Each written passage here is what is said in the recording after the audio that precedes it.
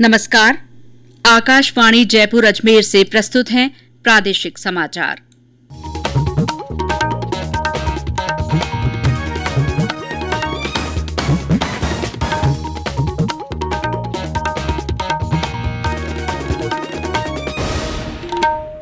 मुख्य समाचार। प्रधानमंत्री नरेंद्र मोदी ने कहा, देश में कोरोना टीकाकरण को लेकर सभी जरूरी तैयारियां की जा रही हैं। दिया दवाई भी कड़ाई भी का मंत्र। कोविड-19 का टीका लगाए जाने का देशव्यापी अभ्यास 2 जनवरी से होगा शुरू। देश में अब तक 98,60,280 मरीज कोरोना संक्रमण से हुए मुक्त। कोविड से स्वस्थ होने की दर हुई 96.04%। सीबीएसई की बोर्ड परीक्षाएं 4 मई से होंगी शुरू। और प्रदेश में कड़ाके की ठंड और शीतलहर का असर बरकरार। माउंट आबू में पारा पहुंचा जमाव बिंदु से 4.4 डिग्री सेल्सियस नीचे।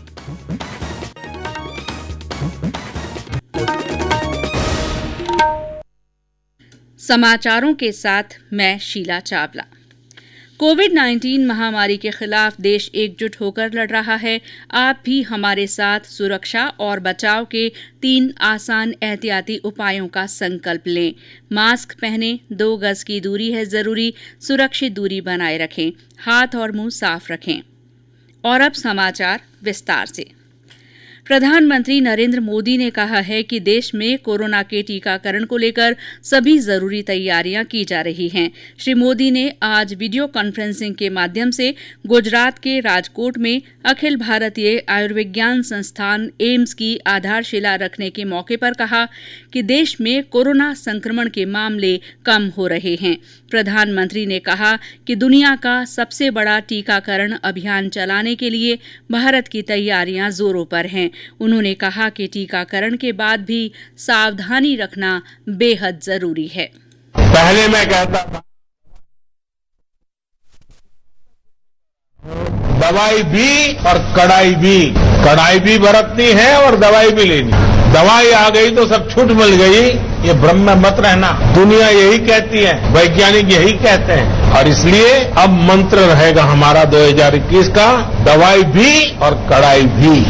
मेरा देशवासियों से आग्रह होगा कि कोरोना के खिलाफ एक अनजान दुश्मन के खिलाफ लड़ाई है। अफवाहों के बाजार गर्म न होने दें। हम भी सोशल मीडिया में कुछ भी देखा बिना फॉरवर्ड न करें। हम भी एक जिम्मेवार नागरिक के रूप में आने वाले दिनों में देश के अंदर स्वास्थ्य का जो अभियान चलेगा, हम सब अपनी तरफ से योगदान दें। प्रधानमंत्री ने कहा कि साल का ये अंतिम दिन देश के कोरोना योद्धाओं को याद करने का दिन है। श्री मोदी ने कहा कि सरकार देश में आयुर्विज्ञान के क्षेत्र में शिक्षा के स्तर में सुधार लाने पर मिशन मोड पर काम कर रही है। देश में कोविड-19 के टीके को लगाए जाने का अभ्यास 2 जनवरी 2021 से शुरू होगा। केंद्र सरकार ने सभी राज्य सरकारों और केंद्र शासित प्रदेशों से टीकाकरण के लिए पर्याप्त तैयारियां सुनिश्चित करने को कहा है। केंद्रीय स्वास्थ्य सचिव राजेश भूषण ने इस तैयारी के लिए राज्यों के प्रमुख स्वास्थ्य सचिवों और अन्य संबंधित लोगों के साथ उच्च स्तरीय बैठक की। सभी राज्यों की राजधानियों में कम से कम 3 स्थानों पर इस टीकाकरण अभ्यास को किया जाएगा। कुछ राज्यों में चुनिंदा जिलों में भी ये अभ्यास किया जाएगा। महाराष्ट्र और केरल में राजधानी के अलावा सभी बड़े शहरों में भी टीकाकरण अभ्यास किया जाएगा। इस अभ्यास का उद्देश्य वास्तविक टीकाकरण के काम के दौरान आने वाली चुनौतियों की पहचान और इससे जुड़े लोगों को प्रशिक्षित करना है। देश में पिछले 24 घंटे में 21,821 लोगों में कोरोना संक्रमण की पुष्टि हुई है। इसके साथ ही संक्रमित लोगों की संख्या 1,66,674 हो गई है। इस समय 2,57,656 मरीजों का उपचार चल रहा है। कल 26,139 मरीज संक्रमण से मुक्त हुए हैं। अब तक 98,60,280 मरीज संक्रमण से मुक्त हो चुके हैं।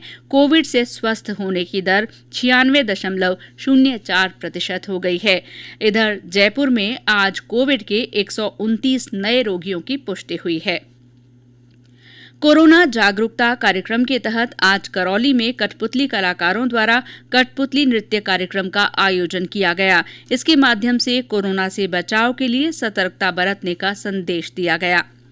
केंद्र सरकार की ओर से कोरोना के विरुद्ध जन जागरूकता आंदोलन चलाया जा रहा है। इसी के तहत आकाशवाणी जयपुर के समाचार बुलेटिनों में विशेष श्रृंखला जनता का संदेश जनता के नाम चलाई जा रही है। इस श्रृंखला में आज सुनिए हिमाचल प्रदेश के हमारे श्रोता का संदेश। मैं शिव कुमार ऊना हिमाचल प्रदेश से। कोरोना से बचाव के लिए मास्क लगा के रखना चाहिए और दूरी बना के रखनी चाहिए और समय समय पर साबुन से हाथ धोना चाहिए और सैनिटाइजर लगाना चाहिए। धन्यवाद। हमारे और श्रोता भी कोरोना जन जागरूकता आंदोलन से जुड़ सकते हैं। इसके लिए आपको अपना संदेश रिकॉर्ड कर या टाइप कर हमारे व्हाट्सएप नंबर 9414052368 पर भेजना होगा।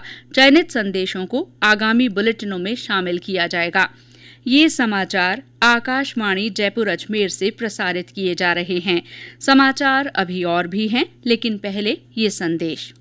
चलो मिलकर एक शुरुआत करें, चलो एक फैसला आज करें, मास्क नहीं तो टोकेंगे, कोरोना को रोकेंगे, चलो एक इरादा करते हैं, चलो कुछ वादा करते हैं, मास्क नहीं तो टोकेंगे, कोरोना को रोकेंगे। समाचारों में आपका फिर स्वागत है। केंद्रीय माध्यमिक शिक्षा बोर्ड की परीक्षाएं 4 मई से होंगी। केंद्रीय शिक्षा मंत्री रमेश पोखरियाल निशंक ने आज इस बारे में घोषणा की। 10वीं और 12वीं और 4 मई से प्रारंभ होने वाली ये बोर्ड की परीक्षा, हमको भरोसा है कि हम 10 जून तक इसको पूरा कर सकेंगे और समय पर ही हम लोग कोशिश करेंगे कि हम समय पर उसके बाद कॉपियों का निरीक्षण कराएंगे और समय पर आपका रिजल्ट भी हम तैयार करके करना चाहेंगे। केंद्रीय कृषि और किसान कल्याण मंत्री नरेंद्र सिंह तोमर ने एग्री इंडिया हैकेथॉन के पहले संस्करण का आज शुभारंभ किया। इस मौके पर उन्होंने कहा कि एग्री इंडिया हैकेथॉन कृषि क्षेत्र में संवाद बनाने और नवाचारों में तेजी लाने के लिए सबसे बड़ा ऑनलाइन कार्यक्रम है। उन्होंने कहा कि इनोवेशन और स्टार्टअप को गांवों में पहुंचाने से छोटे किसानों का कल्याण होगा और खेती के क्षेत्र में बड़ा सकारात्मक बदलाव आएगा। श्री तोमर ने कहा कि इस तरह के आयोजन से कृषि क्षेत्र की ताकत बढ़ेगी। परिवहन मंत्री प्रताप सिंह खाचरियावास ने राज्य के बड़े शहरों में 15 साल पुराने व्यावसायिक डीजल वाहनों के मामले में नरम रुख अपनाते हुए ऐसे वाहन मालिकों के खिलाफ कार्रवाई नहीं करने का आश्वासन दिया है। आज जयपुर में ट्रांसपोर्ट एसोसिएशन के प्रतिनिधिमंडल के साथ वार्ता में श्री खाचरियावास ने ये आश्वासन दिया। एसोसिएशन के प्रतिनिधिमंडल ने अजमेर, जयपुर, कोटा, उदयपुर, अलवर और जोधपुर शहरों में 15 साल पुराने व्यावसायिक डीजल वाहनों को परिवहन विभाग द्वारा अनफिट कर उन्हें जब्त किए जाने की कार्रवाई रोकने के संबंध में अनुरोध किया था। राजस्थान रोडवेज यात्रियों की सुविधा के लिए कल से प्रदेश में लगभग 15 लाख किलोमीटर बसों का संचालन करेगा।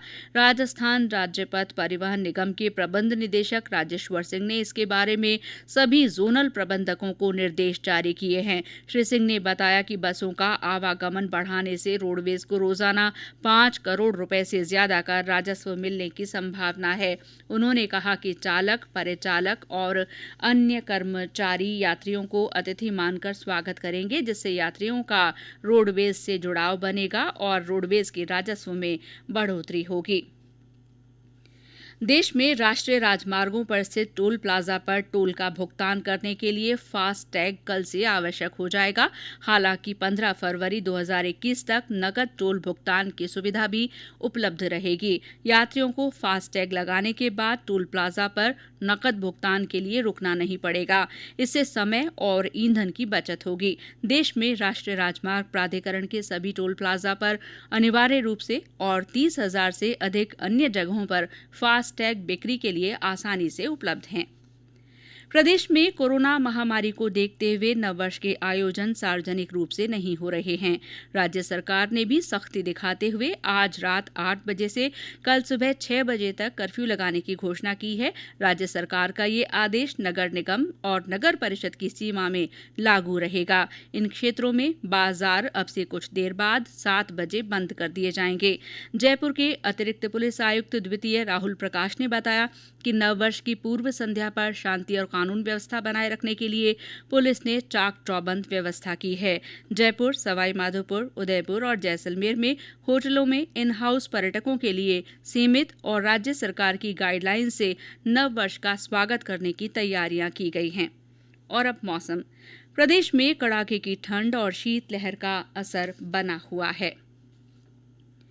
इससे सामान्य जनजीवन प्रभावित हो रहा है। माउंट आबू में आज भी तापमान जमाव बिंदु से नीचे दर्ज हुआ। हमारे सिरोही संवाददाता ने बताया कि क्षेत्र में हर सुबह बर्फ देखने को मिल रही है। माउंट आबू में सर्दी का असर अब और तेज हो गया है। पिछले 24 घंटों के दौरान माउंट आबू का न्यूनतम तापमान -4.4 डिग्री सेल्सियस दर्ज किया गया। इस तेज सर्दी के कारण आज सुबह यहां खुले मैदानों, सोलर प्लेटों, कार की छतों व कांचों पर बर्फ की परत जमी हुई देखी गई। दूर दराज से आने वाले पर्यटक इस सर्दी का खासा लुत्फ भी ले रहे हैं। वहीं इससे यहाँ की दिनचर्या भी प्रभावित हो रही है। वहीं नववर्ष के आगाज को लेकर पर्यटक माउंट आबू पहुँच रहे हैं तथा इस सर्दी का आनंद ले रहे हैं। साकेत गोयल, आकाशवाणी समाचार, सिरोही। सीकर जिले के फतेहपुर शेखावाटी में भी आज न्यूनतम तापमान जमाव बिंदु से नीचे रहा। वहां -3.6 डिग्री सेल्सियस तापमान रिकॉर्ड हुआ। सीकर और पिलानी में भी पारा जमाव बिंदु के नजदीक दर्ज हुआ। चूरू में न्यूनतम तापमान 1.3 डिग्री सेल्सियस, वनस्थली में 1.8 डिग्री सेल्सियस रिकॉर्ड किया गया। जयपुर में भी आज मौसम का सबसे सर्द दिन रहा। मौसम विभाग ने नए साल के शुरुआत के पहले 3 दिनों में भरतपुर, जयपुर और कोटा संभाग के जिलों में कहीं-कहीं हल्की बारिश होने की संभावना जताई है। जयपुर मेट्रो रेल कॉरपोरेशन द्वारा जूनियर इंजीनियर और मेंटेनर के खाली पदों की सीधी भर्ती परीक्षा 5 फरवरी 2021 को जयपुर के विभिन्न परीक्षा केंद्रों पर आयोजित की जाएगी। जयपुर मेट्रो के प्रबंध निदेशक मुकेश कुमार सिंघल ने बताया कि अन्य खाली पदों पर भर्ती परीक्षा अगले चरण में आयोजित की जाएगी।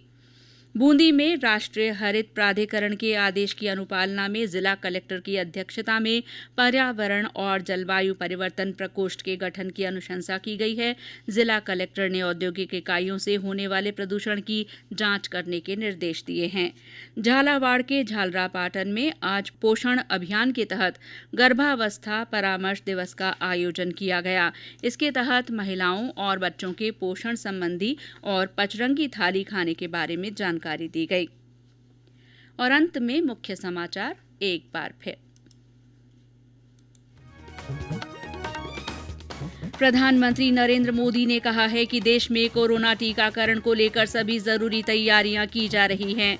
उन्होंने दवाई भी कड़ाई भी का मंत्र दिया है। कोविड-19 का टीका लगाए जाने का देशव्यापी अभ्यास 2 जनवरी से शुरू होगा। देश में अब तक 98,60,280 मरीज कोरोना संक्रमण से मुक्त हो गए हैं। कोविड से स्वस्थ होने की दर बढ़कर 96.04% हो गई है। सीबीएसई की बोर्ड परीक्षाएं 4 मई से शुरू होंगी। और प्रदेश में कड़ाके की ठंड और शीतलहर का असर बरकरार है। माउंट आबू में न्यूनतम पारा जमाव बिंदु से 4.4 डिग्री सेल्सियस नीचे दर्ज किया गया। इसी के साथ प्रादेशिक समाचार बुलेटिन समाप्त हुआ। नमस्कार।